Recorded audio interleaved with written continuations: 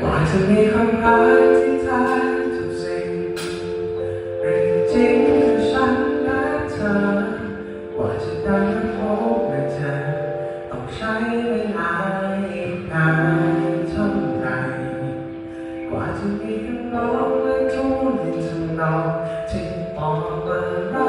กกว่าจะเพียงดอกไม้ที่ร่วงโรยลอยต้องใช้น้ำตาแค่ไหนรักที่มันดูเก่า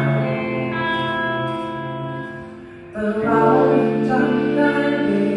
ในความจำสีทุก